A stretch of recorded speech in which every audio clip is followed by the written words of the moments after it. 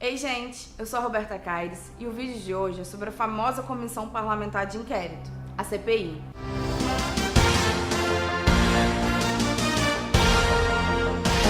Todo mundo, em algum momento, já ouviu falar de alguma CPI. CPI dos Correios, CPI dos bingos, CPI dos sanguessugas, etc. Antes de mais nada, e em homenagem à separação dos poderes, executivo, legislativo e judiciário, a CPI ela só pode investigar.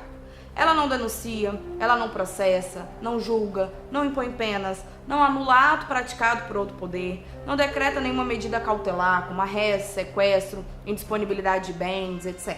Como ocorre a criação de uma CPI? Existem 3 requisitos.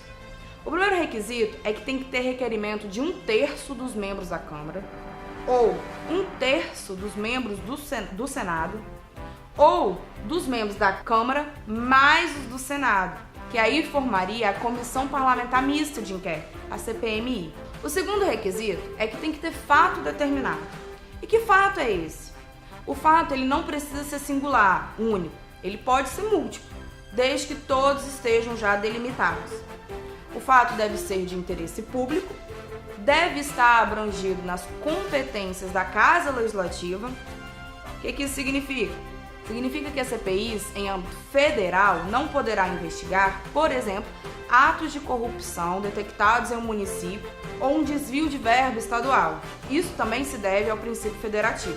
Por último, o fato determinado, fixado como objeto da investigação, pode ser ampliado se fatos novos, conexos com o inicial, aparecerem no curso dos trabalhos da comissão. E aí será necessário aditar o ato da constituição da comissão. O terceiro e último requisito para a criação de uma CPI é prazo certo. A comissão é instaurada com um prazo de duração definido. Esse prazo pode ser prorrogado sucessivas vezes. E aí tem limite para essa prorrogação? Tem. O limite máximo para as prorrogações é o fim da legislatura. E para quem não sabe quanto tempo dura uma legislatura, ela dura 4 anos. Uma observação importante é que a CPI ela é uma comissão temporária e qualquer comissão temporária se encerra com o fim da legislatura. Importante lembrar que se as lideranças partidárias não indicarem dentro do prazo os integrantes da comissão, caberá ao presidente da casa, de forma supletiva, fazê-lo. Vamos falar um pouquinho sobre os poderes e os limites da CPI. Ela possui poderes de investigação próprios às autoridades judiciárias, mas nem todos os poderes. E por que não? Por conta da cláusula de reserva da jurisdição. Por essa cláusula, algumas medidas só são legítimas se determinadas por órgão do judiciário que exerçam a jurisdição. Quer alguns exemplos? Vamos lá. Primeiro exemplo. A CPI pode realizar uma interceptação telefônica? Não. A interceptação só pode ser decretada por juiz nas hipóteses que estão autorizadas por lei. A interceptação telefônica é a quebra do sigilo das comunicações telefônicas. É ouvir a conversa e que a CPI não pode fazer. Mas e a quebra do sigilo telefônico? Que é pedir para a operadora de telefonia os registros das ligações.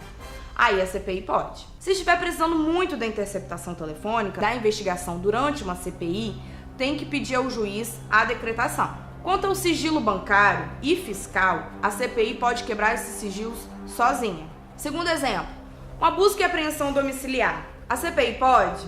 Também não. Para entrar na casa, e quando eu falo casa no sentido amplo, de alguém, de dia ou à noite, tem que pedir consentimento, ou ter flagrante delito, ou em caso de desastre, ou então para prestar socorro. Caso não seja nenhuma dessas hipóteses, só poderá ser de dia, de 6 da manhã às 18. De acordo com a nossa Constituição Federal, a busca e apreensão domiciliar só ocorre por ordem judicial durante o dia.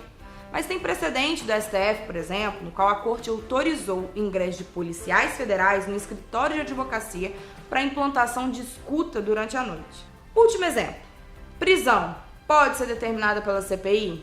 Não, a não ser se for flagrante delito. Tem outras medidas que podem ser determinadas pela CPI sem ferir a cláusula de reserva da jurisdição. A CPI ela pode determinar oitiva de investigados e testemunhas, E aí todos, lógico, podem se valer do direito constitucional ao silêncio. Possuem também direito à defesa técnica, ou seja, de se consultar com seu advogado. As testemunhas podem ser conduzidas coercitivamente numa CPI. As medidas determinadas pelas CPIs devem ser tomadas pela maioria dos membros. As medidas devem ser fundamentadas.